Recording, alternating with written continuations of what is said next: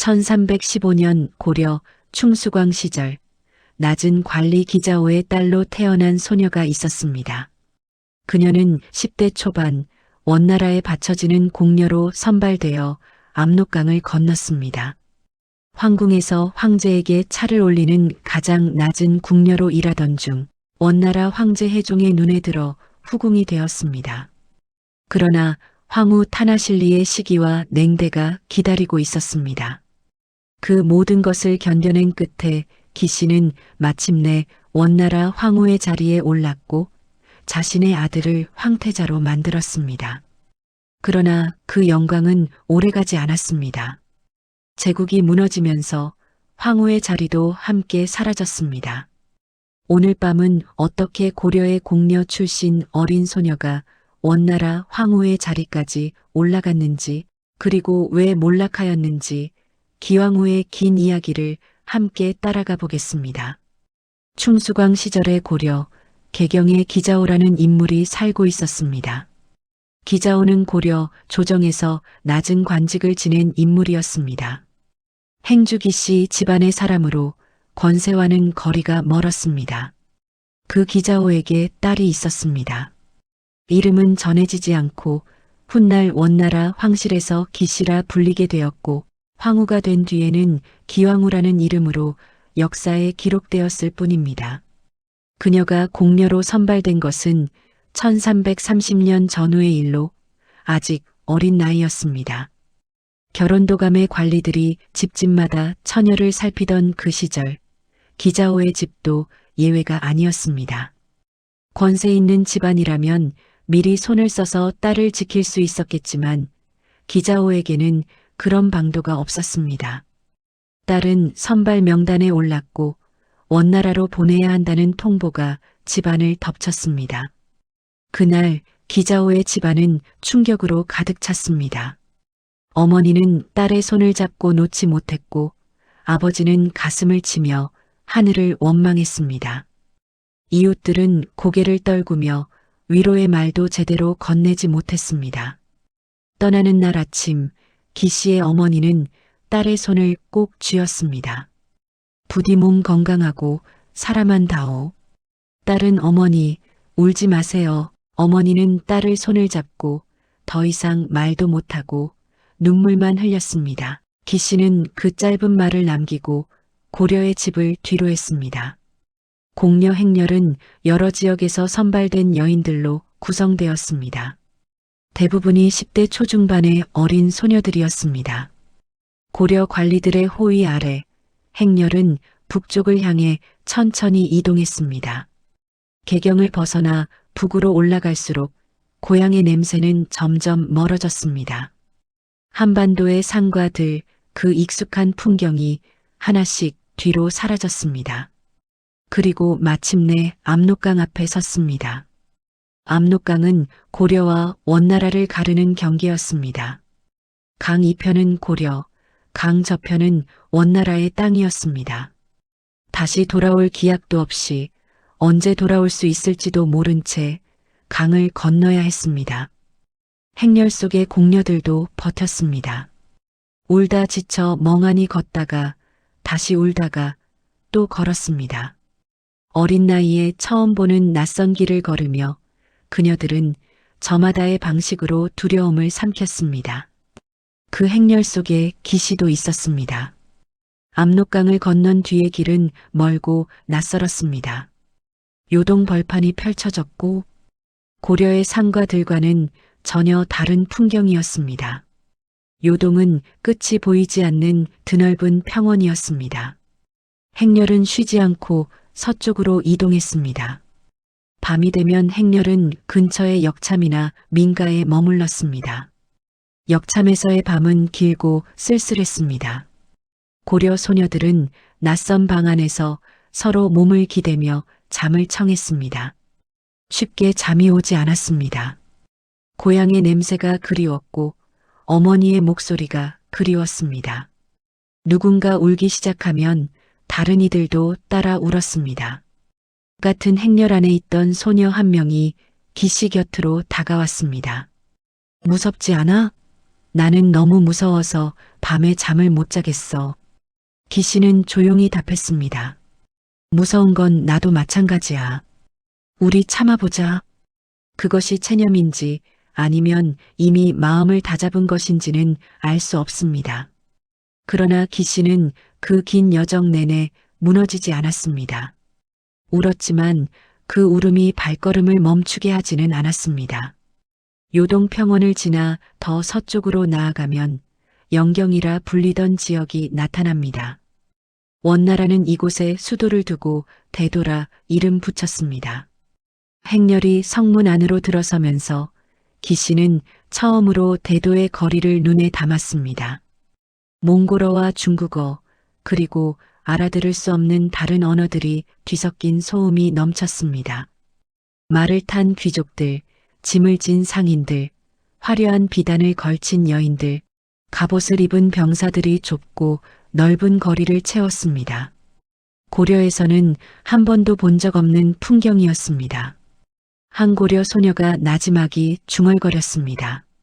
이게 원나라 수도야? 기씨는 그 거대한 도시를 말없이 바라봤습니다. 두렵다는 감각보다는 오히려 이 거대한 곳에서 자신이 얼마나 작고 아무것도 아닌 존재인가를 느꼈을지 모릅니다. 공려 행렬은 황궁 인근에 지정된 장소로 안내되었습니다. 그곳에서 공녀들은 다시 심사를 받았습니다. 용모와 건강 상태를 확인하고 원나라 황실과 귀족 집안에 배치될 인원을 나누었습니다. 배치가 결정되는 과정에서 공녀들은 조용히 자신의 차례를 기다렸습니다. 그 자리에서 어디로 가게 될지, 어떤 주인을 만나게 될지가 결정되었습니다. 누군가는 황실로, 누군가는 귀족 집안으로, 누군가는 더 낮은 곳으로 배치되었습니다. 기씨는 황궁 내에 배치를 받았습니다. 황제에게 차를 올리는 시녀였습니다. 황궁 안에서 일하게 된다는 것은 어떤 면에서는 다행이었습니다. 그러나 차 심부름은 황궁 내에서도 가장 낮은 직위 중 하나였습니다. 황제의 가장 가까운 곳에 있되 신부는 가장 아래에 있었습니다. 기씨는 황궁의 문을 들어섰습니다. 고려를 떠나온 길고 긴 여정이 끝나고 이제 전혀 다른 시간이 시작되고 있었습니다. 황궁의 높은 담이 사방을 둘러싸고 있었고 하늘이 좁아 보였습니다. 고려의 넓은 하늘이 그리웠습니다. 그러나 기씨는 고개를 숙이지 않았습니다. 낯설고 두렵지만 이 거대한 황궁 안에서 살아남아야 했습니다. 그것 외에 달리 선택이 없었습니다. 이렇게 기왕 후의 이야기가 펼쳐집니다. 황궁의 문이 닫히는 소리는 무거웠습니다. 대도의 황궁은 단순히 황제가 사는 집이 아니었습니다. 그것은 하나의 거대한 도시였습니다. 높은 담이 사방을 두르고 있었고 담 안에는 수십 개의 정각과 뜰, 연못과 정원이 펼쳐져 있었습니다. 황궁 안에서만도 수천 명이 살고 일했습니다.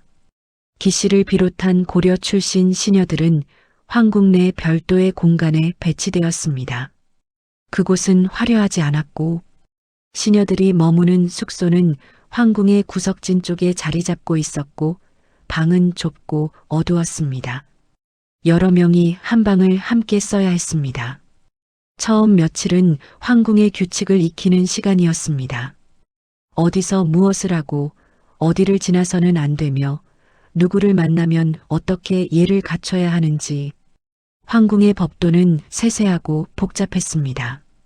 몽골어로 이루어지는 지시를 알아들어야 했고 중국어로 된 명칭들도 익혀야 했습니다. 고려어만 알던 소녀들에게는 그 자체가 하나의 시련이었습니다. 황궁 안에는 고려 출신 시녀가 기씨 혼자만이 아니었습니다. 이전에 들어온 고려 공녀들이 이미 황궁 곳곳에 배치되어 있었습니다. 기씨에게 주어진 임무는 황제에게 차를 올리는 시녀였습니다. 기씨의 하루는 이른 새벽부터 시작되었습니다. 해가 뜨기 전 다른 시녀들과 함께 일어나 몸을 단정히 하고 차를 준비하는 공간으로 나갔습니다. 물을 끓이고 찻잎을 고르고 잔을 닦고 쟁반을 준비했습니다. 모든 것이 흠없이 완벽해야 했습니다.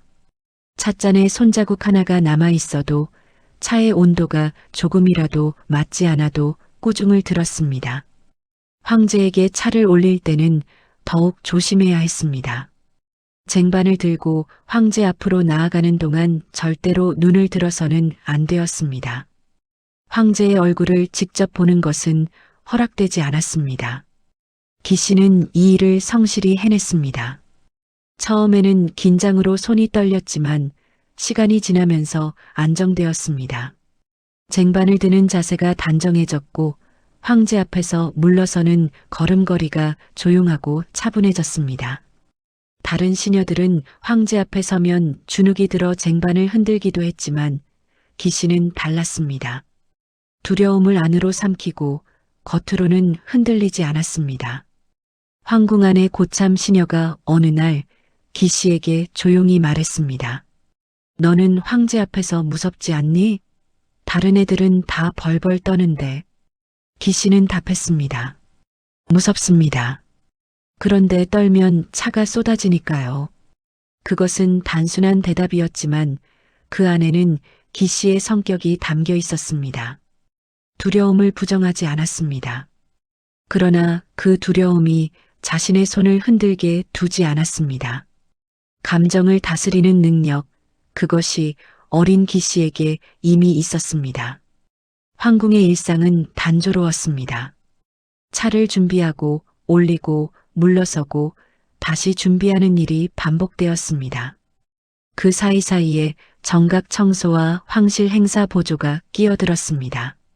화려한 황궁 아니었지만 시녀로서의 삶은 고되고 지루했습니다. 몸이 힘든 것보다 마음이 힘들었습니다.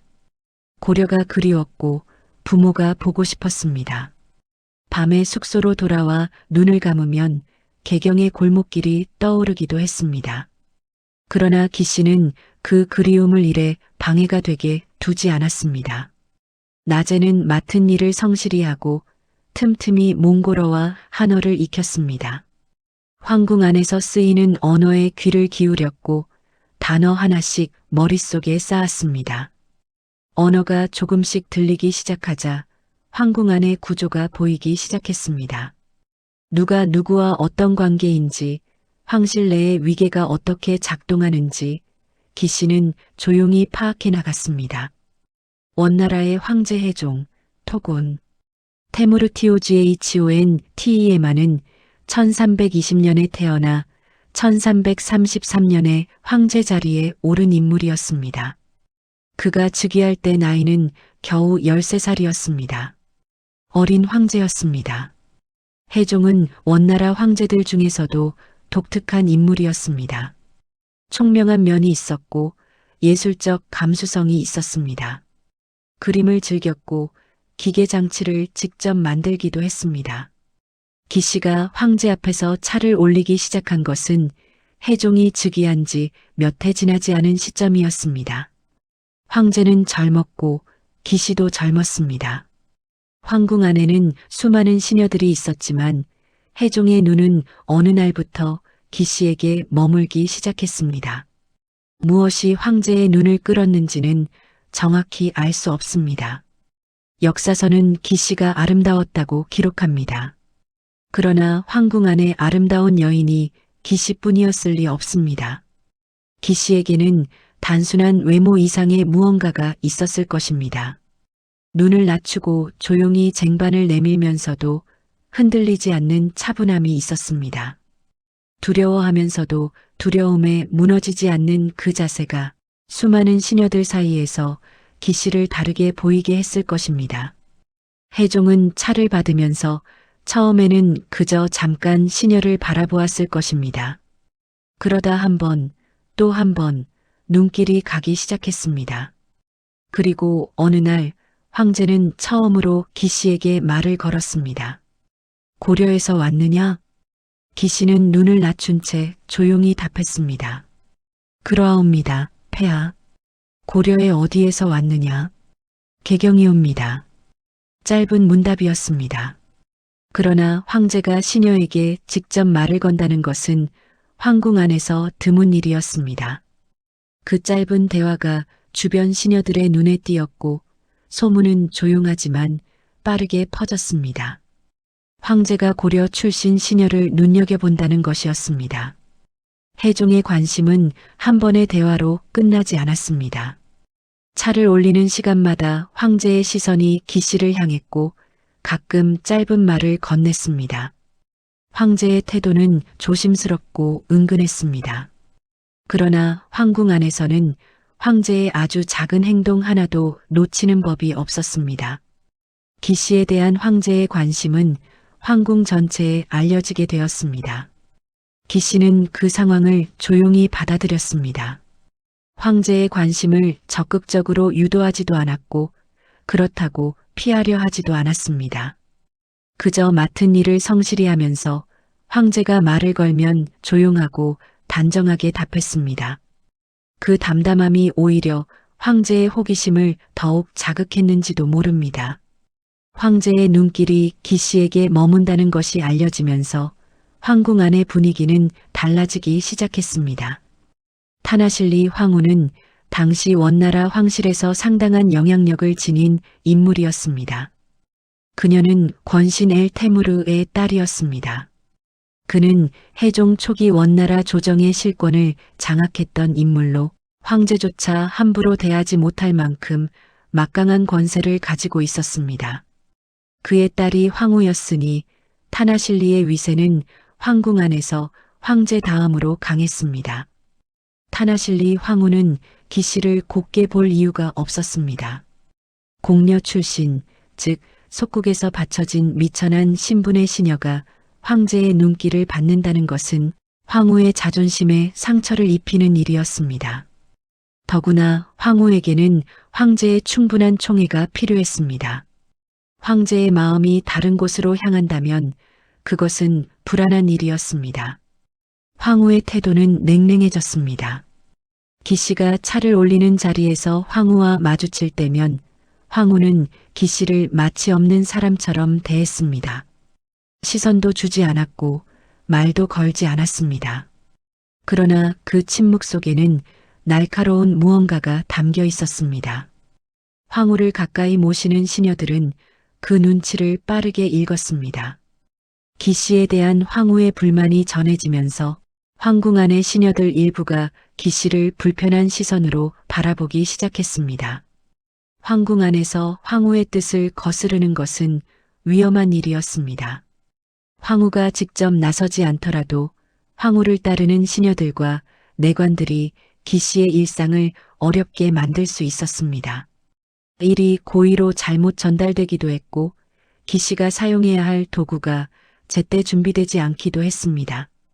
작고 사소한 것들이었지만 그것이 매일 쌓이면 버티기 힘든 압박이 되었습니다.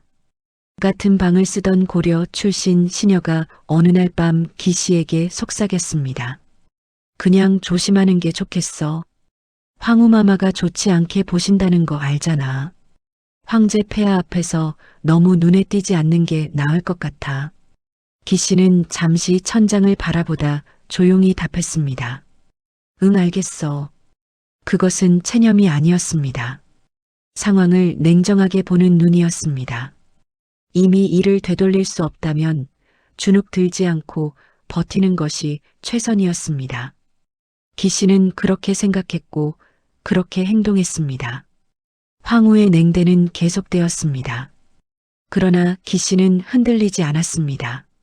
황제에게 차를 올리는 자리에서 여전히 단정했고 황궁 안의 일을 묵묵히 해냈습니다. 황후의 눈치를 보며 스스로 위축되지 않으려 했습니다. 그것이 오히려 황제에게 기씨를 더욱 눈에 띄게 만들었습니다. 황후의 압박에도 흔들리지 않는 시녀, 차분하고 단정한 그 자세가 해종의 마음을 기씨 쪽으로 더욱 기울게 했습니다. 해종은 기씨를 후궁으로 들이기로 결심했습니다. 황후의 반대가 있을 것을 알면서도 황제는 그 결심을 굽히지 않았습니다. 차를 올리던 가장 낮은 시녀가 황제의 후궁이 되었습니다. 황궁 안의 시녀들은 저마다 다른 반응을 보였습니다. 놀라는 이가 있었고 부러워하는 이가 있었으며 불안해하는 이도 있었습니다. 그러나 기씨를 처음부터 주목했던 이들은 이것이 놀라운 일이 아니라는 것을 알고 있었습니다. 기씨는 처음부터 그냥 무너질 사람이 아니었습니다. 차를 올리던 작은 방에서 황제의 후궁이 머무는 처소로 기씨의 공간이 달라졌습니다. 입는 옷이 달라졌고 먹는 것이 달라졌습니다. 그러나 기씨 자신은 달라지지 않았습니다. 여전히 조용했고 여전히 눈을 낮추었으며 여전히 주변을 차분하게 살폈습니다. 황후 타나실리의 냉대는 오히려 더 강해졌습니다. 시녀 일대의 불편한 시선이 이제는 공공연한 적대로 바뀌었습니다. 황궁 안에서 기씨를 향한 황후의 눈길은 날카로웠고 황후 주변 사람들의 태도도 더욱 가시 돋친 것으로 변해갔습니다. 고려 출신 공녀가 황제의 후궁이 되었다는 사실이 황후에게는 굴욕이었습니다. 그러나 기씨는 그 압박 속에서도 자신이 선 자리를 지켰습니다. 황제의 총애가 자신을 보호하는 유일한 방패라는 것을 알았고 그 총애를 유지하기 위해 흔들리지 않았습니다. 황후의 냉대와 황궁 안의 시기를 버텨내면서 기씨는 조금씩 더 깊이 황궁 안에 뿌리를 내려가고 있었습니다. 고려의 공녀로 대도에 도착한 지 몇 해가 지난 사이 기씨는 더 이상 낯선 소녀가 아니었습니다. 황궁의 구조를 파악했고 사람들의 위계를 알았으며 몽골어와 한어가 자연스러워졌습니다. 황제의 총애를 받는 후궁으로서 그녀의 자리는 이전과 비교할 수 없이 달라졌습니다. 그러나 그것은 끝이 아니었습니다. 아직 갈 길이 멀었습니다. 황후는 건재했고 황궁 안의 권력은 여전히 타나실리 황후와 그 배후의 권신 쪽에 기울어져 있었습니다. 기씨가 서 있는 자리는 화려해 보였지만 그 밑은 여전히 불안했습니다. 언제든 흔들릴 수 있는 자리였습니다. 황궁 안에서 권력은 언제나 움직이고 있었습니다. 겉으로는 조용해 보여도 황궁의 담 안에서는 끊임없이 무언가가 흔들리고 있었습니다. 황제의 눈길 하나, 신하의 말 한마디가 누군가의 운명을 바꾸었습니다. 기씨가 황제의 후궁이 된 이후에도 황궁 안의 권력 구도는 여전히 타나실리 황후 쪽으로 기울어져 있었습니다. 그녀의 아버지 엘테무르는 해종이 즉위하기 전부터 원나라 조정의 실권을 장악한 인물이었습니다. 그 아버지의 권세를 등에 업고 황후가 된 타나실리는 황궁 안에서 황제보다 더 큰 목소리를 낼 때도 있었습니다. 그러나 엘테무르는 1333년에 세상을 떠났습니다. 든든한 배경이 사라진 것이었습니다. 타나실리 황후는 여전히 황후의 자리에 앉아 있었지만 그 자리를 받쳐주던 아버지의 권세가 사라지자 황후를 둘러싼 공기는 미묘하게 달라졌습니다. 해종은 아버지 엘테무르가 살아있을 때에는 마음대로 움직이기 어려웠습니다. 그러나 이제는 달랐습니다. 타나실리 황후에게는 오라비가 있었습니다. 당기세라는 인물이었습니다. 당기세는 아버지 엘테무르의 권세를 이어받아 조정에서 세력을 유지하려 했지만 이미 시대는 바뀌고 있었습니다. 원나라 조정에서는 새로운 권신 바얀이 등장하여 힘을 키우고 있었고 당기세와 바얀 사이의 갈등은 점점 깊어졌습니다. 1335년 당기세가 마침내 움직였습니다. 그는 바얀을 제거하고 조정의 주도권을 되찾으려는 모반을 도모했습니다. 그러나 계획은 사전에 발각되었습니다. 바얀은 먼저 손을 써서 당기세를 체포했고 당기세는 결국 처형되었습니다. 오라비의 반란이 실패로 끝나면서 타나실리 황후도 그 연루자로 지목되었습니다. 황제 해종은 결단을 내렸습니다. 타나실리 황후를 폐위한다는 명이 떨어졌습니다. 오래도록 황궁을 장악했던 황후가 하루아침에 그 자리를 잃었습니다. 폐위된 타나실리는 얼마 지나지 않아 세상을 떠났습니다. 스스로 목숨을 끊었다는 기록도 있고 황제의 명으로 사사되었다는 기록도 있습니다. 어느 쪽이든 그녀의 끝은 비참했습니다. 황궁 안은 술렁였습니다. 그토록 막강하던 황후가 무너졌다는 사실이 모든 이에게 충격이었습니다. 시녀들은 서로 눈빛을 교환하며 낮은 목소리로 소식을 전했습니다. 황후를 따르던 이들은 갑작스러운 상황에 몸을 낮추었고 황후의 처소는 순식간에 조용해졌습니다. 기씨는 그 소식을 황궁 안에서 들었습니다. 자신을 냉대하고 압박했던 황후가 무너진 것이었습니다. 그러나 기씨가 어떤 표정을 지었는지 어떤 말을 했는지는 기록이 없습니다. 다만 황궁 안에서 오래 살아남은 사람들이 공통적으로 아는 것이 있었습니다. 권력은 영원하지 않다는 것, 그리고 오늘의 강자가 내일의 약자가 될 수 있다는 것이었습니다. 타나실리 황후의 몰락은 기씨에게 위협이 사라졌다는 의미이기도 했지만 동시에 새로운 국면이 시작된다는 신호이기도 했습니다. 황후의 자리가 비었습니다. 그 자리를 누가 차지할 것인가? 황궁 안의 모든 눈이 조용히 그 물음을 향하고 있었습니다.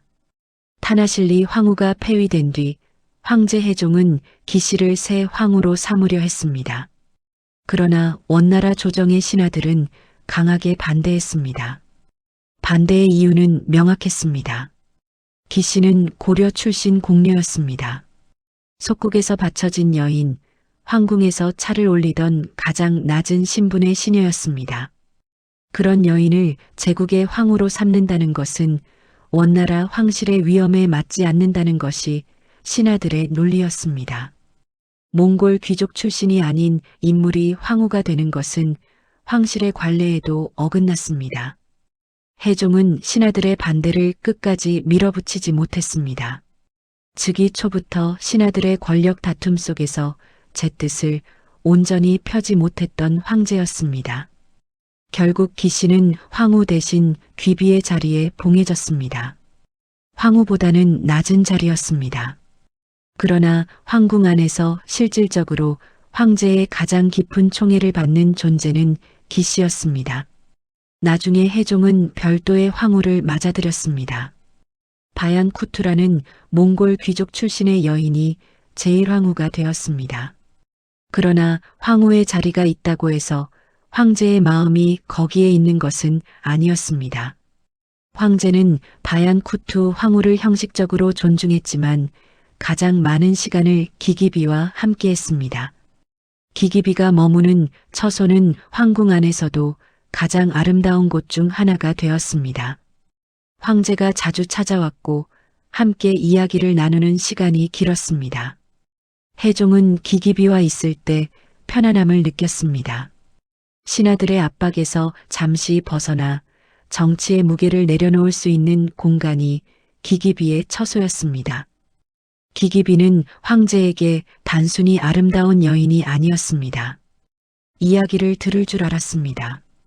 황제가 무언가를 말하면 적절한 반응을 보였고 의견을 물을 때는 조심스럽지만 명확하게 자신의 생각을 표현했습니다. 고려에서 온 공녀였지만 이제는 몽골어와 한어를 자유롭게 구사했고 원나라 황실의 법도와 예절을 누구보다 잘 알았습니다. 황제가 어느 날 기기비에게 물었습니다. 고려가 그리우냐? 기기비는 잠시 생각하다 조용히 답했습니다. 고향은 늘 그립습니다. 그러나 폐하 곁이 지금 제자리입니다. 황제는 그 말을 듣고 오래 기기비를 바라보았다고 합니다. 그리움을 인정하면서도 현재의 자리를 받아들이는 그 담담함이 황제를 더욱 기기비에게 끌어당겼을 것입니다. 귀비의 자리가 황후보다 낫다는 것을 기기비가 모를 리 없었습니다. 그리고 그 자리가 언제까지나 안전하리라는 보장도 없었습니다. 황제의 총애는 강했지만 황궁 안의 권력 구도는 언제든 바뀔 수 있었습니다. 기기비는 그것을 알면서도 지금 주어진 자리에서 최선을 다했습니다. 황제의 신뢰를 쌓아가는 것, 그것이 지금 자신이 할 수 있는 가장 중요한 일이었습니다. 황궁 안에서 후궁의 지위를 결정짓는 가장 강력한 요소는 아들이었습니다. 황제의 총애도 중요했지만 총애는 변할 수 있었습니다. 오늘 가장 사랑받는 후궁이 내일은 잊혀질 수도 있었습니다. 그러나 황제의 아들을 낳은 어머니는 달랐습니다. 그 아들이 황태자가 되는 순간 어머니의 지위는 어떤 총애보다도 단단한 것이 되었습니다. 황실의 역사에서 황자를 낳은 후궁이 황제보다 오래 권력을 유지한 사례는 얼마든지 있었습니다. 기기비는 1339년 황자를 낳았습니다. 아유시리다라라는 이름을 받은 아이였습니다.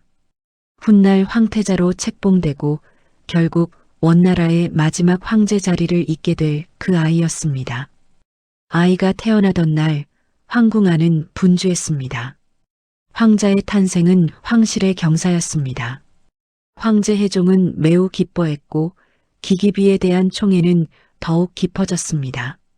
아이는 건강했고 기기비는 아이를 정성껏 돌보았습니다. 아유시리다라가 자라면서 기기비의 황궁 안위상은 눈에 띄게 달라졌습니다.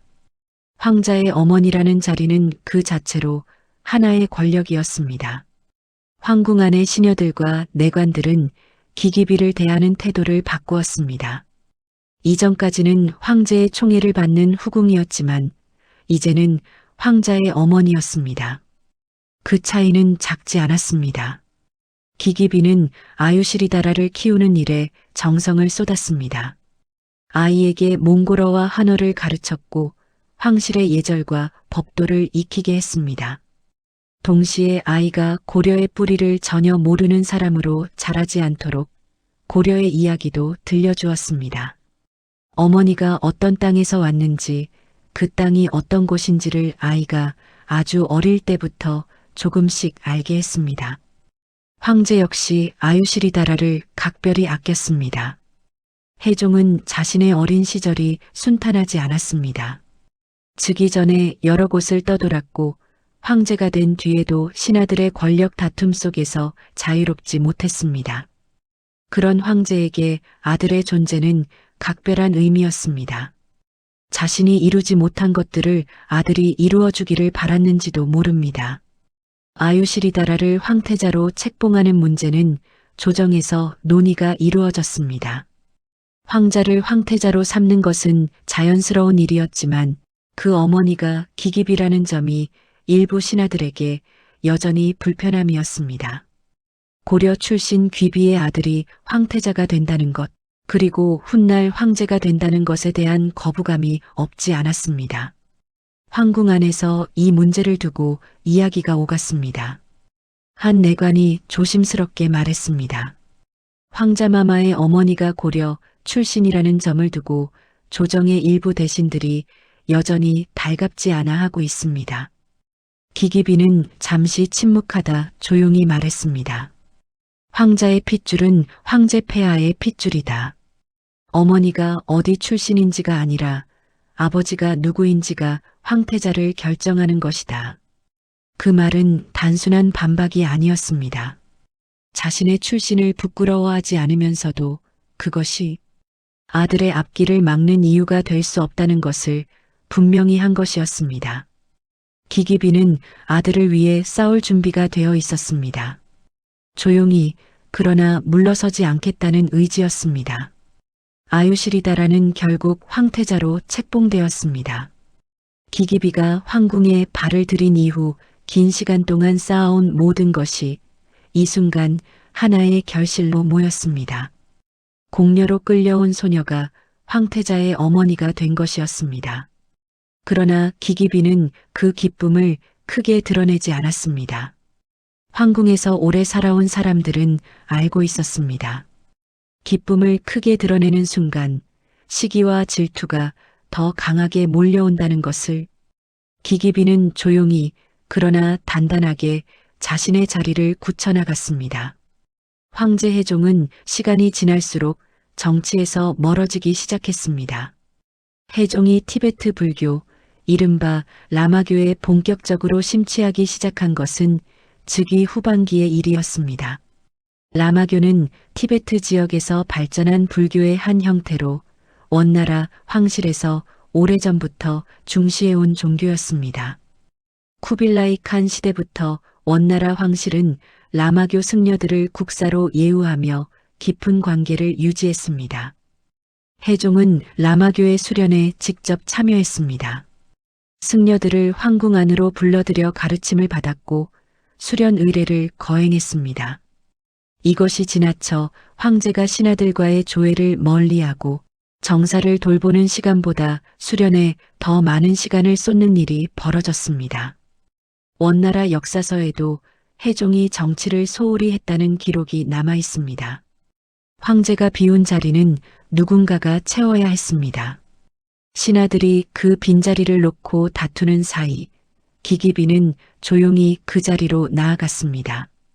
황태자의 어머니라는 지위가 그것을 가능하게 했습니다. 기기비는 황제를 대신하여 황궁 안의 크고 작은 일들을 처리하기 시작했습니다. 처음에는 황궁 내부의 일들이었습니다. 시녀들의 배치, 황실 행사의 준비, 황자의 교육에 관한 사항들이었습니다. 그러나 시간이 지나면서 그 범위는 넓어졌습니다. 기기비 주변으로 신하들이 모이기 시작했습니다. 황제에게 직접 아뢰기 어려운 일들을 기기비를 통해 전하려는 이들이 생겨났습니다. 기기비의 말 한마디가 황제의 귀에 닿는 가장 빠른 통로였기 때문이었습니다. 그 통로를 활용하려는 이들이 기기비 주변에 모이면서 자연스럽게 기기비의 영향력은 황궁 담 밖으로까지 뻗어나갔습니다. 기기비는 이 상황을 신중하게 다루었습니다.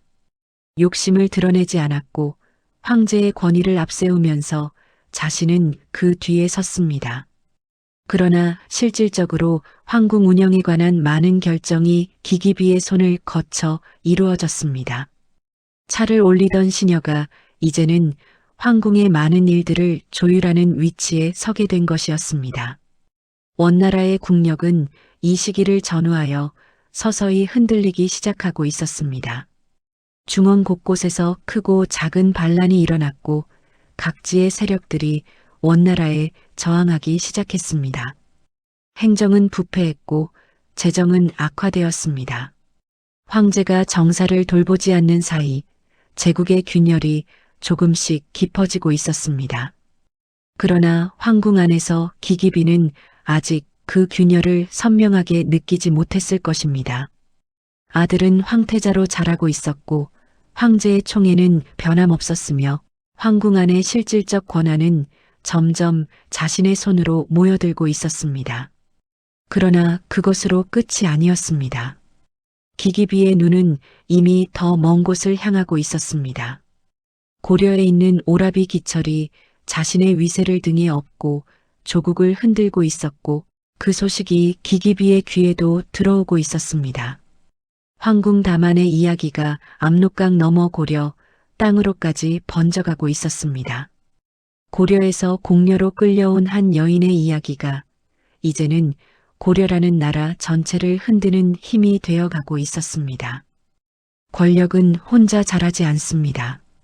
기기비가 원나라 황궁에서 황제의 총애를 얻고 황태자의 어머니가 되어가는 동안 압록강 너머 고려에서도 변화가 일어나고 있었습니다. 그 변화의 중심에는 기기비의 오라비 기철이 있었습니다. 여동생이 원나라 황실에서 높은 자리를 얻었다는 소식이 고려에 전해지면서 기씨 집안의 위상은 하루가 다르게 달라졌습니다. 기철은 원래 고려에서 변변한 자리를 갖지 못한 인물이었습니다. 아버지 기자호가 낮은 관리직을 지냈듯 기철도 처음에는 조정에서 두드러지지 않는 존재였습니다. 그러나 여동생이 원나라 황기비가 되자 상황이 완전히 달라졌습니다. 원나라와의 외교에서 기씨 집안의 이름이 통하기 시작했고 고려 조정 안에서도 기철을 함부로 대하기 어렵게 되었습니다. 고려는 원나라의 눈치를 봐야 하는 나라였습니다. 원나라 황실과 직접적으로 연결된 인물이 고려, 조정 안에 있다는 것은 그 인물에게 거의 무한한 보호막을 제공했습니다. 기철은 그 보호막을 최대한 활용했습니다. 원나라에서 여동생을 통해 영향력을 행사할 수 있다는 것을 알리면서 고려 조정 안에서 자신의 발언권을 빠르게 키워나갔습니다. 고려의 왕과 신하들도 기철을 대하는 방식이 달라졌습니다. 원나라에 무언가를 청탁해야 할 때, 원나라 황실의 동향을 파악하고 싶을 때 자연스럽게 기철을 찾게 되었습니다. 기철은 그 역할을 기꺼이 맡으면서 동시에 그것을 자신의 이익을 위한 수단으로 활용했습니다. 고려와 원나라 사이의 통로 역할을 하면서 그 통로를 지나는 모든 것에서 자신의 몫을 챙겼습니다. 관직도 높아졌습니다. 기철은 고려 조정에서 중요한 직책을 연이어 받았습니다. 직책이 높아질수록 권세는 더 커졌고 권세가 커질수록 주변으로 사람들이 몰렸습니다. 기철에게 줄을 대려는 관리들, 기씨 집안의 보호 아래 들어가려는 세력들이 생겨났습니다. 기씨 집안은 짧은 시간 안에 고려에서 가장 무시할 수 없는 집안 중 하나가 되었습니다. 그 성장은 빨랐고 그 빠름이 문제의 씨앗이 되었습니다. 오랫동안 힘을 키워온 집안이 아니라 여동생의 지위 덕분에 하루아침에 권세를 얻은 집안이었습니다. 그런 집안은 권력을 다루는 법을 모르는 경우가 많았습니다. 기철이 그랬습니다. 권세가 커질수록 그는 더 많은 것을 가지려 했고 그 욕심은 점점 고려 사회 전체를 향해 뻗어나갔습니다.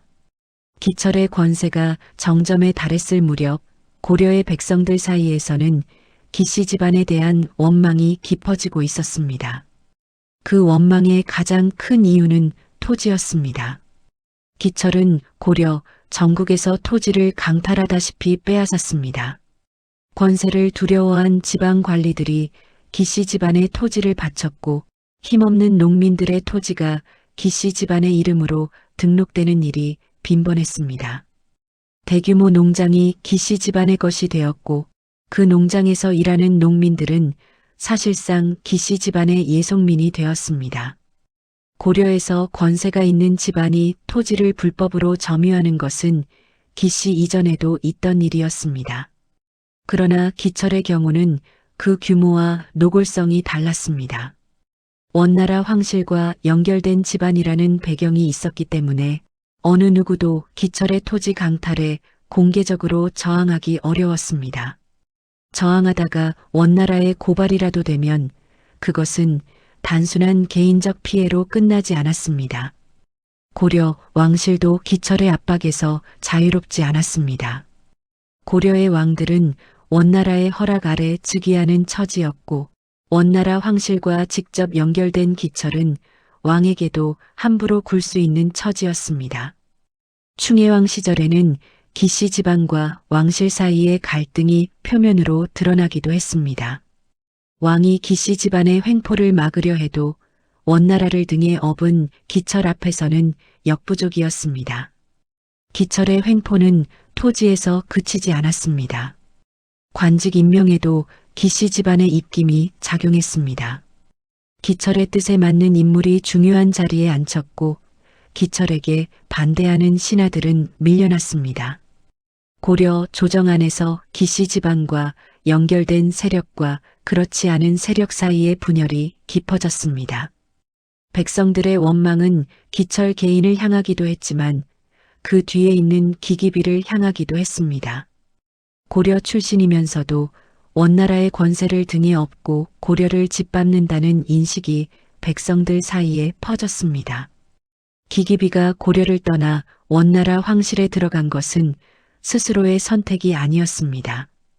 그러나 그 집안이 고려에서 저지르는 일들은 기기비의 이름과 함께 기억되었습니다. 원나라에 있는 기기비가 이 상황을 어떻게 바라보았는지는 정확히 알 수 없습니다.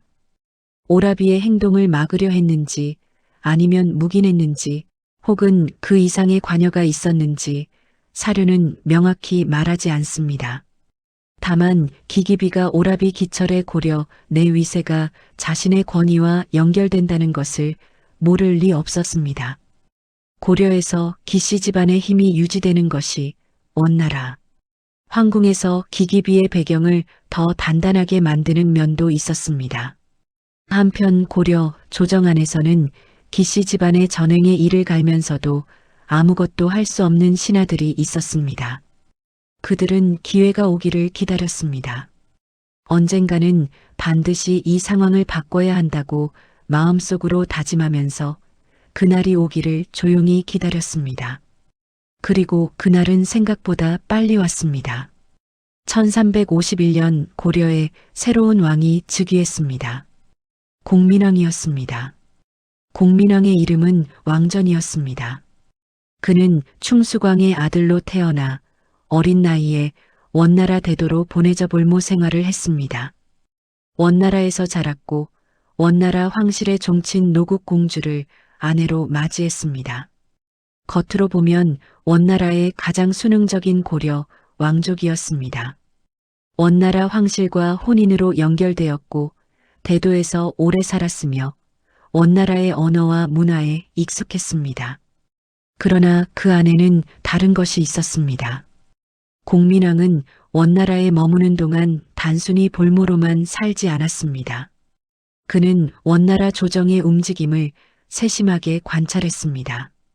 원나라가 얼마나 강한지, 그리고 동시에 원나라가 어떻게 흔들리고 있는지를 눈으로 보며 파악했습니다. 중원 곳곳에서 반란이 일어나고 있었습니다. 홍건적이라 불리는 농민 반란군이 세력을 키웠고 원나라 군대는 그것을 제대로 진압하지 못했습니다. 원나라의 지배력이 흔들리고 있다는 것이 느껴졌습니다. 공민왕은 고려로 돌아와 즉위한 뒤 처음에는 조심스럽게 움직였습니다. 즉위 초에는 원나라의 눈치를 받고 기씨 집안에도 함부로 맞서지 않았습니다. 그러나 그것은 준비하는 시간이었습니다. 공민왕은 고려 안의 세력들을 파악하고 자신을 지지할 신하들을 가까이 두었습니다. 그리고 원나라의 상황이 더욱 악화되어 가는 것을 지켜보면서 움직일 시기를 재었습니다. 공민왕의 아내 노국공주는 원나라 황실의 종친이었지만 공민왕의 고려 자주 정책을 지지했습니다. 두 사람의 관계는 매우 깊었습니다. 노국공주는 원나라 출신이면서도 고려에 완전히 정착하여 고려의 왕비로서 살았습니다. 공민왕은 그녀를 각별히 사랑했고 노국공주 역시 공민왕 곁에서 든든한 존재였습니다. 공민왕이 고려 조정의 한 신하와 은밀히 나눈 이야기가 전해집니다. 전하, 기씨 일족을 치시려는 것입니까? 그들의 배경이 원나라 황실에 닿아 있는데 괜찮겠습니까? 공민왕은 잠시 창밖을 바라보다 답했습니다. 원나라가 영원할 것 같으냐? 지금 중원을 보아라. 흔들리는 제국의 품 안에서 영원히 숨어 있을 수는 없다.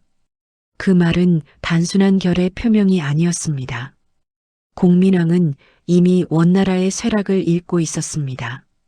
원나라의 힘이 살아있을 때는 기씨 집안을 치는 것이 위험했습니다.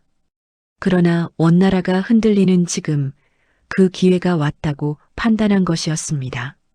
공민왕은 단순히 기씨 집안만을 겨냥한 것이 아니었습니다. 그것은 더 큰 그림의 일부였습니다.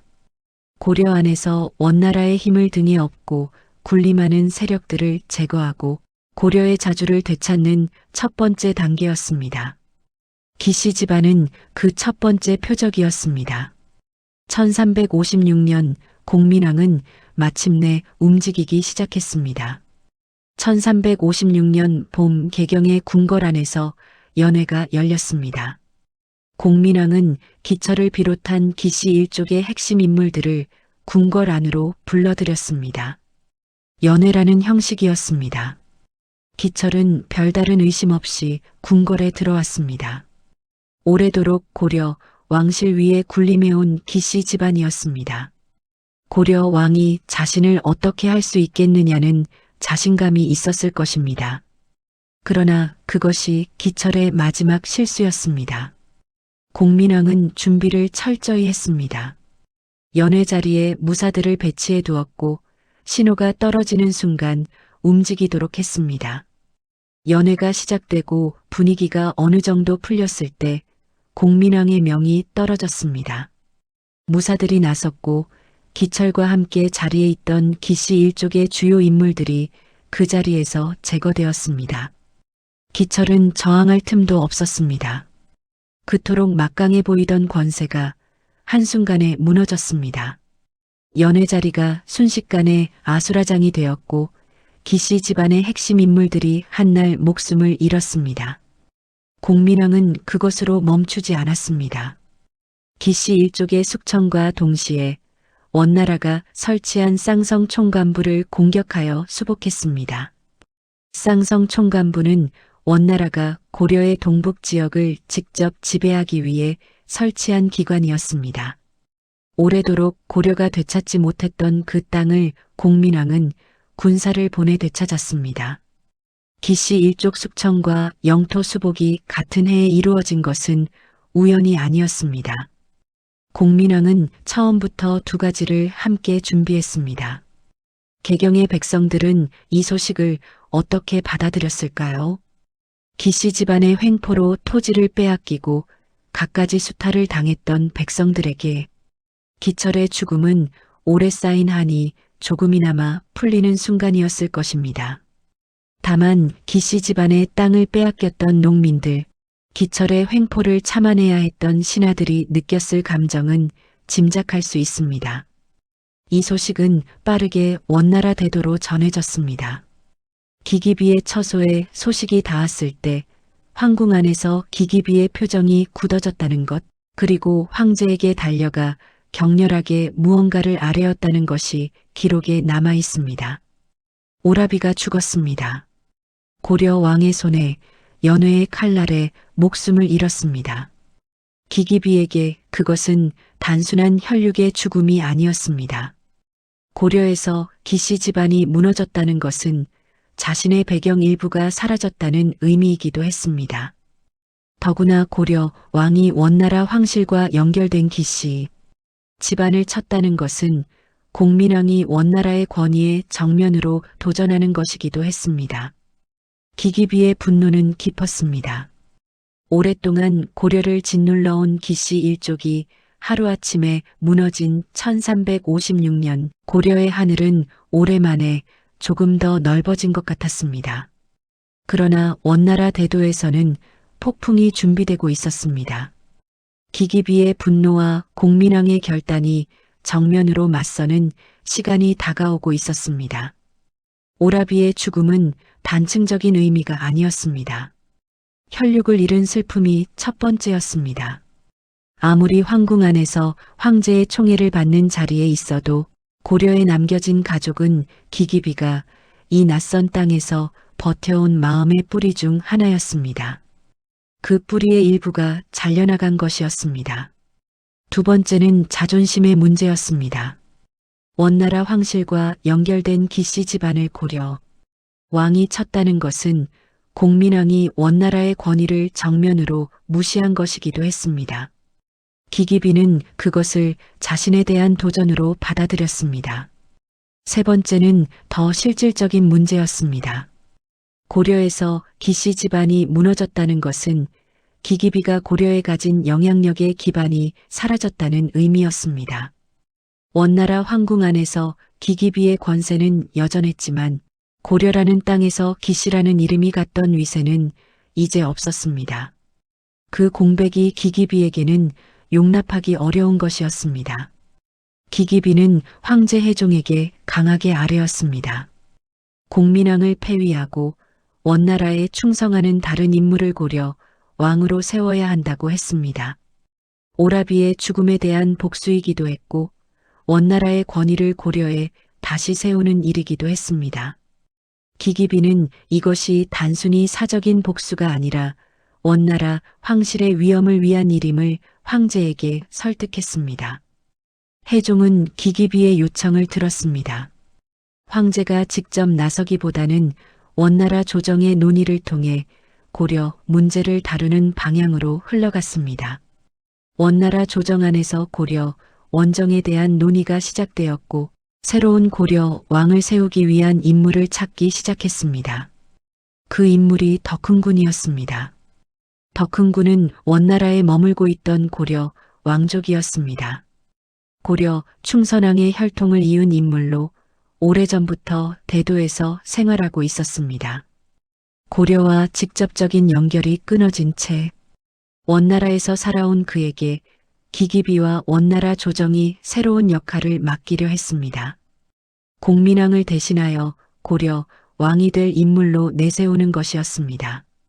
원나라 조정에서는 최유라는 인물이 이 계획을 주도적으로 추진했습니다. 최유는 고려 출신으로 원나라에서 활동하던 인물이었습니다.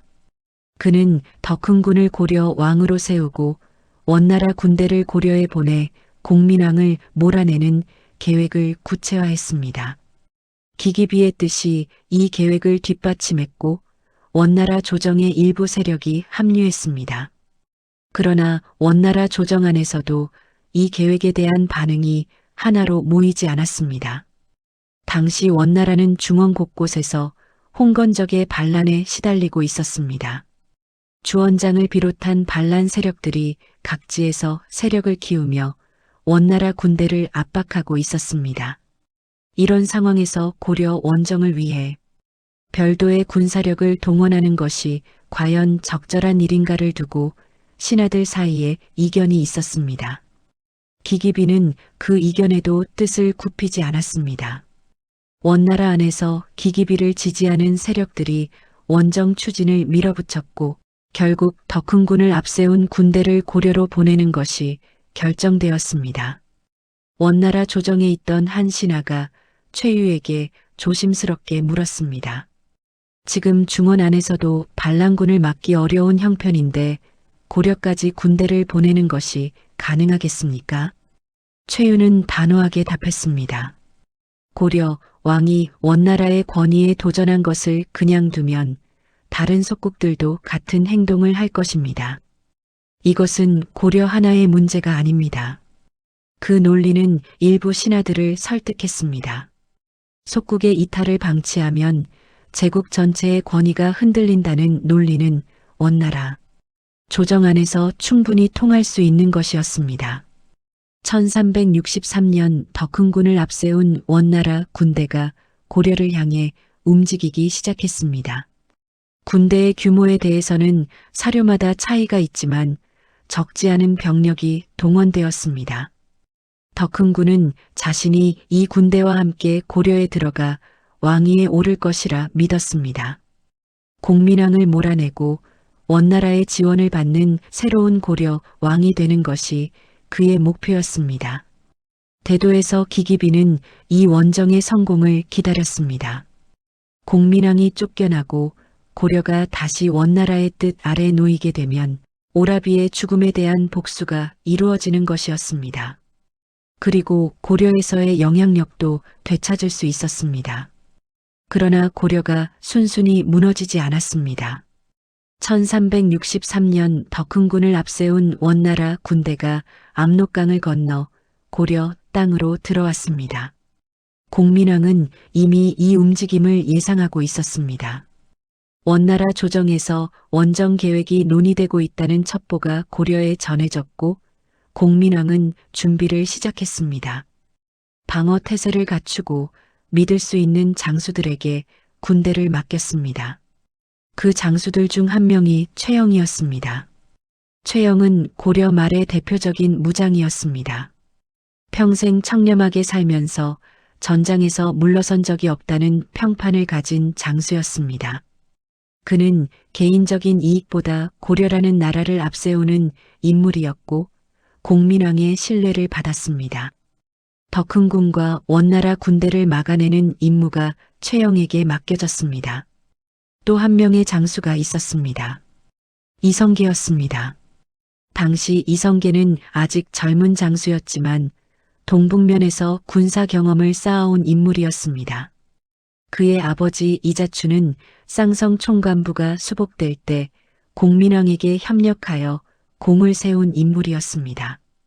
이성계는 그 아버지의 기반을 이어받아 동북면에서 독자적인 군사력을 갖추고 있었습니다. 그 군사력이 이번 원정 방어에 투입되었습니다.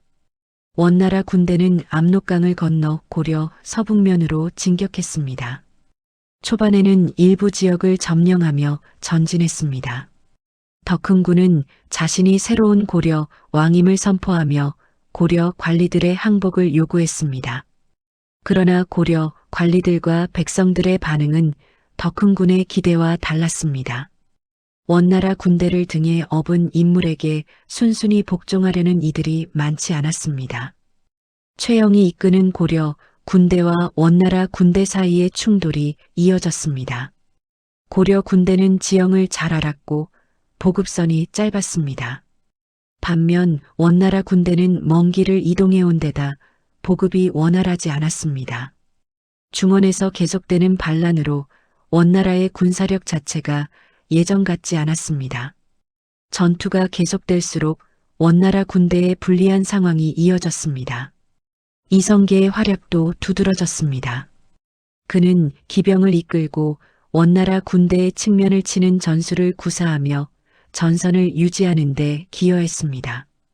젊은 장수였지만 전장에서의 판단이 빨랐고 병사들을 이끄는 능력이 뛰어났습니다.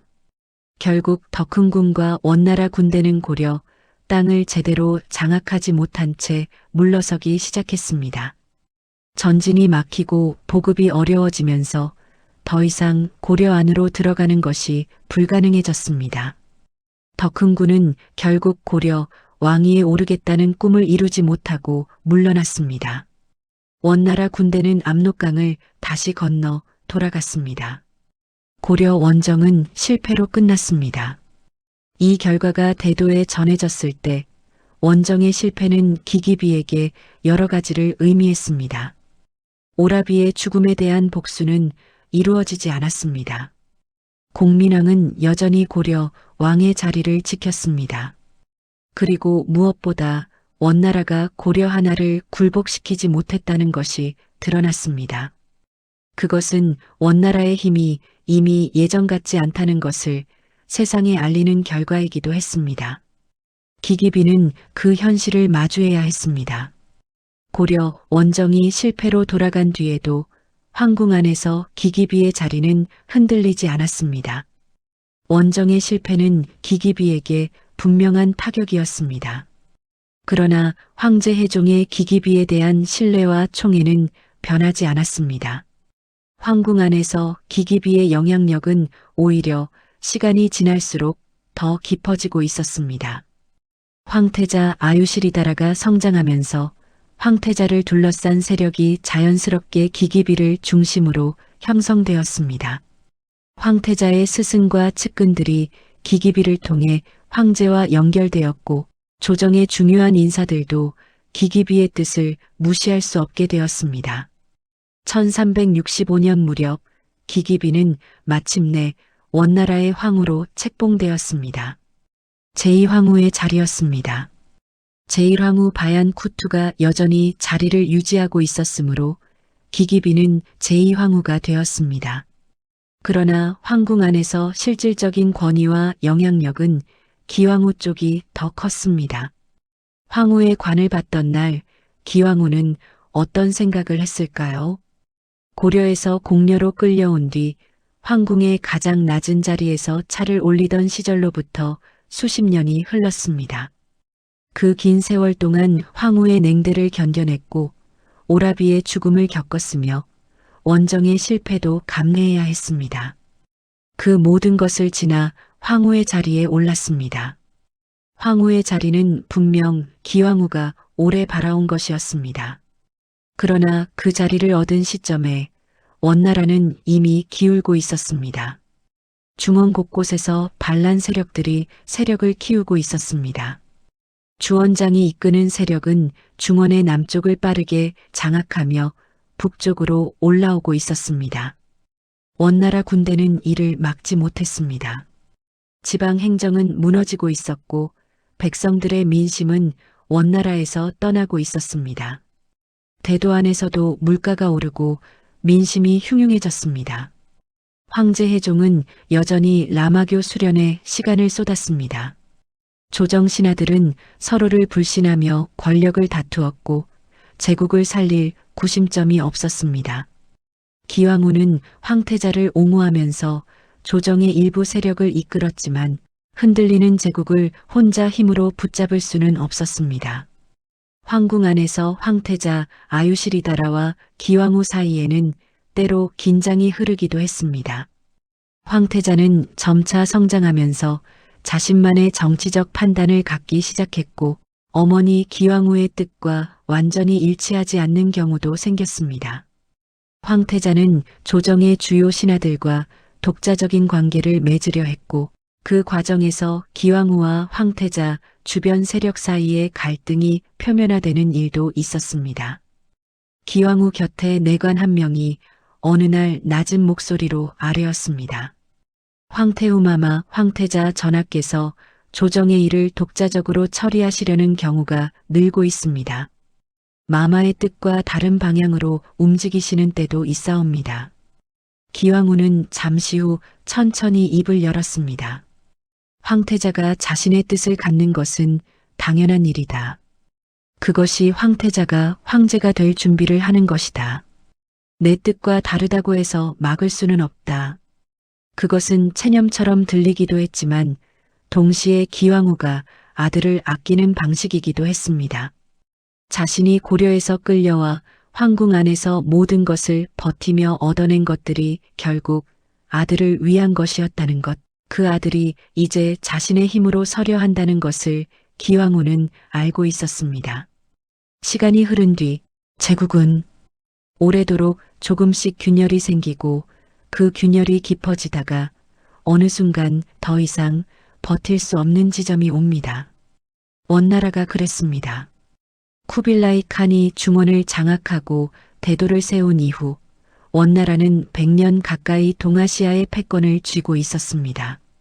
그러나 해종이 즉위한 이후 수십 년 동안 그 패권은 조금씩 무너져 내리고 있었습니다. 원나라의 쇠락에는 여러 원인이 있었습니다. 황희를 둘러싼 권신들의 권력 다툼이 조정을 어지럽혔고 지방 행정은 부패했습니다. 재정이 악화되면서 백성들의 세금 부담이 커졌고 자연재해가 겹치면서 농민들의 삶은 한계에 몰렸습니다. 황하가 범람하여 중원 곳곳이 물에 잠겼고 기근이 이어졌습니다. 그 고통 속에서 백성들이 들고 일어났습니다. 홍건적이라 불리는 반란 세력이 1350년대부터 세력을 급격히 키웠습니다. 붉은 두건을 머리에 두른 농민 반란군이 중원 곳곳에서 원나라 관군을 공격했습니다. 처음에는 지역적인 반란이었지만 시간이 지나면서 각지의 반란, 세력들이 연대하거나 통합되면서 거대한 세력으로 성장했습니다. 원나라 군대는 이를 진압하려 했지만 번번이 실패했습니다. 군대 안에서도 지휘 체계가 혼란스러웠고 장군들은 싸움터보다 조정의 권력 다툼에 더 신경을 썼습니다. 그 혼란 속에서 한 인물이 두드러지기 시작했습니다. 주원장이었습니다. 가난한 농민 출신으로 반란군에 합류한 그는 탁월한 군사적 능력과 정치적 수완으로 세력을 키워나갔습니다. 강남 지역을 차례로 장악하고 경쟁하는 다른 반란 세력들을 하나씩 제압했습니다.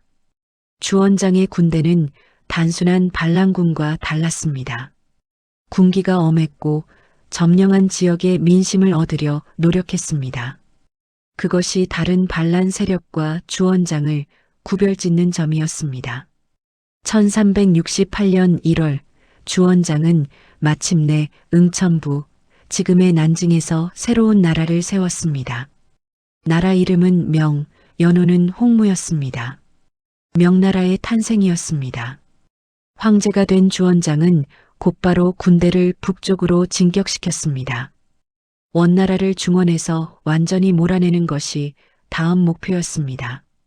명나라 군대의 북진은 빠르고 강력했습니다. 원나라 군대는 각지에서 맞섰지만 버티지 못했습니다. 하남이 명나라 손에 들어갔고 산통이 함락되었습니다. 명나라 군대가 대도를 향해 다가오는 소식이 거의 매일 황궁에 전해졌습니다. 대도 안의 분위기는 극도로 불안했습니다. 성 안의 물가가 치솟았고 백성들은 피난 준비를 시작했습니다. 황궁 안에서는 싸울 것인가 물러날 것인가를 두고 신하들이 갈렸습니다. 싸워서 대도를 지켜야 한다는 주장도 있었지만 명나라 군대를 막아낼 현실적인 방법이 없다는 것을 아는 이들은 북쪽으로 물러나야 한다고 했습니다. 황제 해종은 결단을 미루었습니다. 대도를 버린다는 것이 어떤 의미인지 황제도 알고 있었습니다. 그것은 단순한 도읍의 이전이 아니었습니다. 원나라가 중원을 잃는다는 것, 조상들이 쌓아온 제국을 내어준다는 것이었습니다. 그 결단을 내리는 것이 황제에게는 쉽지 않았습니다. 그러나 명나라 군대는 황제의 망설임을 기다려주지 않았습니다. 1368년 8월 명나라 군대가 대도 바로 앞까지 당도했습니다. 더 이상 기다릴 시간이 없었습니다. 황제 해종은 마침내 결단을 내렸습니다. 대도를 버리고 북쪽으로 물러나기로 했습니다. 몽골 초원, 조상들의 고향 땅으로 돌아가는 것이었습니다. 황궁 안에서 짐을 꾸리는 작업이 급하게 이루어졌습니다. 무엇을 챙기고 무엇을 두고 가야 하는지 제대로 판단할 여유가 없었습니다. 수레가 준비되었고 황실에 중요한 물건들이 실렸습니다. 황제와 황후들, 황태자, 후궁들과 신하들, 내관들이 서둘러 황궁 문을 나섰습니다. 기왕후도 그 행렬 안에 있었습니다. 대도를 벗어난 행렬은 북쪽을 향해 이동했습니다. 도망치는 황제의 행렬이었지만 형식은 황실의 이동이었습니다. 그러나 속도는 급했고 분위기는 어두웠습니다. 신하들은 말없이 앞만 보며 걸었고 시녀들은 불안한 눈빛으로 서로를 바라보았습니다. 황제를 모시고 어디까지 가야 하는지, 언제 멈출 수 있는지 아무도 알지 못했습니다. 기왕후의 처소를 오래 모셔온 시녀가 행렬 중 기왕후 곁에서 낮게 물었습니다. 마마, 우리는 어디까지 가는 것입니까? 기왕후는 앞을 바라보며 조용히 답했습니다. 황제 폐하를 따르는 것이다. 어디까지 가는지는 폐하께서 정하신다. 더 이상 묻는 시녀가 없었습니다. 그 대답 안에 지금 할 수 있는 것과 할 수 없는 것이 모두 담겨 있었습니다. 행렬이 대도를 완전히 벗어난 뒤 명나라 군대가 대도에 입성했습니다. 100년 가까이 원나라의 수도였던 도시가 새로운 주인을 맞이했습니다. 원나라 황실이 세운 궁궐 기왕후가 수십 년을 살아온 그 황궁에 명나라 군대의 깃발이 올라갔습니다. 북으로 향하는 길은 험했습니다. 초원의 바람은 거칠었고 길은 정비되지 않았습니다. 대도의 화려한 생활과는 전혀 다른 조건이었습니다. 황실 행렬이라고 해도 제대로 된 숙소도 없이 천막을 치고 밤을 보내는 일이 이어졌습니다. 황제 해종은 몸이 쇠약해져 있었습니다. 수십 년간 황제의 자리에 있으면서 쌓인 피로가 이 급박한 탈출의 충격과 겹쳐 해종을 더욱 지치게 만들었습니다. 라마교 수련에 오래 몰두해온 황제였지만 제국이 무너지는 현실은 어떤 수련으로도 감당하기 어려운 것이었습니다. 행렬은 상도를 거쳐 더 북쪽으로 이동했습니다. 상도는 원나라의 여름 수도였던 곳으로 대도보다 북쪽에 위치했습니다. 그러나 상도도 안전한 곳이 아니었습니다.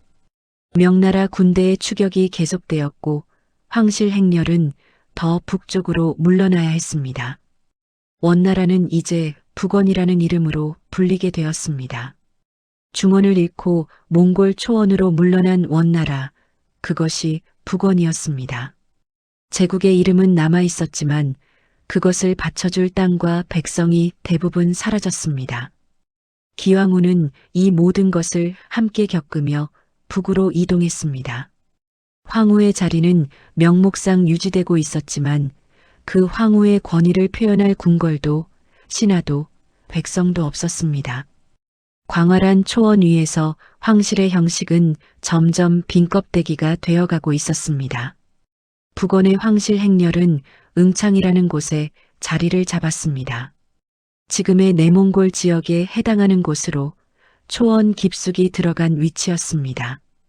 명나라 군대가 쉽게 접근하기 어려운 곳이었습니다. 황제 해종은 이곳에서 북원의 황실을 유지하며 언젠가 중원을 되찾겠다는 의지를 내려놓지 않으려 했습니다. 그러나 해종의 몸은 이미 한계에 이르고 있었습니다. 대도를 탈출한 충격과 험한 초원길의 이동이 쇠약해진 황제의 몸을 더욱 악화시켰습니다. 응창에 머무는 동안 해종의 건강은 빠르게 나빠졌습니다. 1370년 황제 해종이 응창에서 세상을 떠났습니다. 향년 50세였습니다.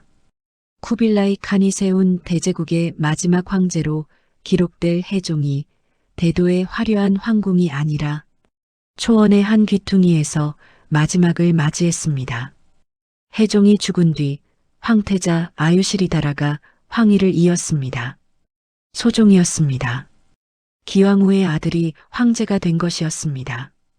기왕후는 황태후가 되었습니다.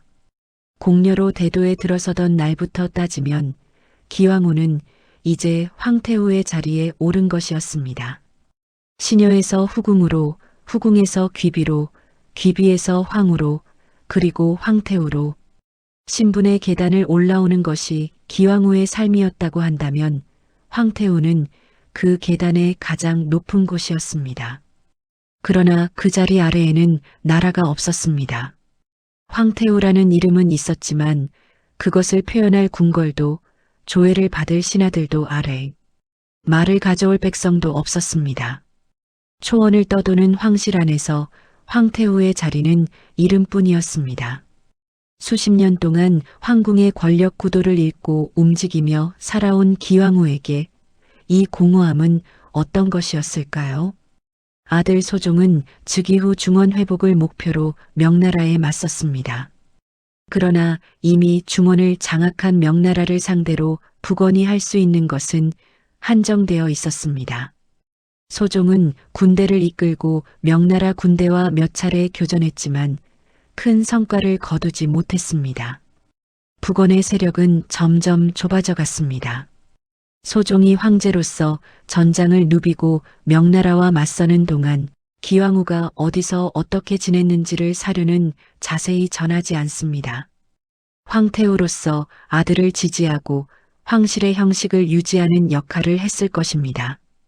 그러나 대도의 황궁에서 황실 운영에 깊이 관여하던 시절과는 전혀 다른 삶이었습니다. 소종이 어느 날 어머니 기왕후 앞에 앉았습니다. 전장에서 돌아온 뒤였습니다. 피로가 얼굴에 역력했습니다. 기왕후가 아들을 바라보며 물었습니다. 싸움이 어떠하더냐? 소종은 잠시 침묵하다 답했습니다. 명나라는 강합니다. 지금 당장 중원을 되찾는 것은 어렵습니다. 그러나 포기할 수는 없습니다.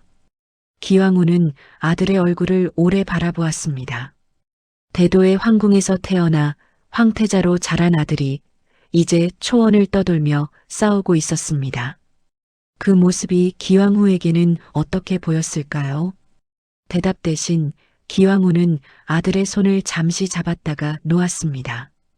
그것이 기록에 남은 기왕후와 소종의 마지막 대화에 가까운 장면이었습니다. 기왕후의 마지막에 대한 기록은 선명하지 않습니다. 해종이 1370년에 세상을 떠난 뒤 기왕후가 언제 어디서 어떻게 생을 마쳤는지를 원사도 고려사도 명확히 기록하지 않았습니다. 소종이 황위에 오른 뒤 북원이 초원을 전전하는 동안 기왕후의 이름은 역사 기록에서 점점 희미해졌습니다. 황태후로서 아들 곁에 있었을 것이지만 그 이후의 구체적인 행적은 사료의 어둠 속에 잠겨 있습니다. 역사가 기왕후를 더 이상 따라가지 않는 데에는 이유가 있었습니다. 원나라가 중원을 잃고 북원으로 물러나면서 역사 기록의 주축이 새로운 왕조 명나라로 넘어갔습니다. 명나라는 원나라의 역사를 정리하면서 원사를 편찬했지만 이미 초원으로 물러난 북원 황실의 일상적인 기록은 남기지 않았습니다. 기록을 남길 여건도 남기려는 의지도 충분하지 않았습니다.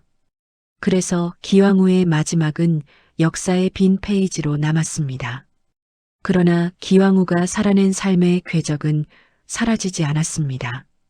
고려의 낮은 관리 집안에서 태어나 이름도 기록되지 못한 채 공녀로 끌려간 소녀에서 원나라 황궁의 가장 낮은 자리에서 차를 올리던 시녀에서 황후의 냉대를 버텨내고 황제의 총애를 얻었으며 황자를 낳아 황태자의 어머니가 되었습니다.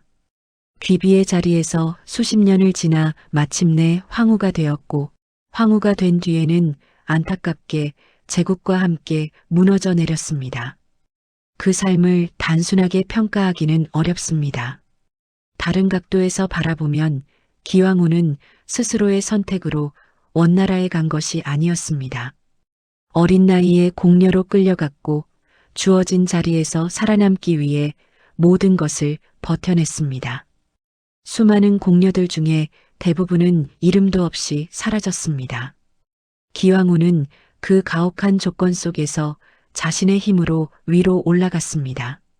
그 과정이 어떤 방식으로 이루어졌든 그것은 단순한 행운이 아니었습니다.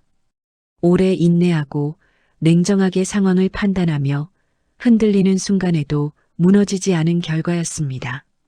기왕후를 기억하는 방식은 시대마다 달랐습니다. 원나라의 기록에서 그녀는 황제의 총애를 받은 후궁이자 황태자의 어머니였습니다. 고려의 기록에서 그녀는 고려를 고통에 빠뜨린 기씨 집안의 배경이었습니다. 훗날 한국의 역사 연구에서 그녀는 고려 출신으로 원나라 황후까지 오른 독특한 역사적 인물로 재조명되었습니다. 그리고 오늘날에는 드라마와 소설, 다양한 콘텐츠를 통해 대중에게 알려진 이름이 되었습니다. 어떤 시각으로 바라보느냐에 따라 기왕후는 전혀 다른 인물로 보입니다. 그것이 기왕후라는 존재의 복잡함이기도 합니다. 영웅도 아니고 악인도 아닌 거대한 역사의 소용돌이 속에서 자신이 할 수 있는 방식으로 살아낸 한 여인이었습니다. 알 수 없는 길을 걸으면서 기왕후는 걷기를 멈추지 않았습니다. 그것이 그녀가 남긴 것이었습니다. 고려의 딸 원나라 황후. 기왕후의 긴 이야기가 여기서 끝납니다. 오늘 밤도 긴 이야기를 끝까지 함께 해주셔서 감사합니다. 편안한 밤이 되시기 바랍니다.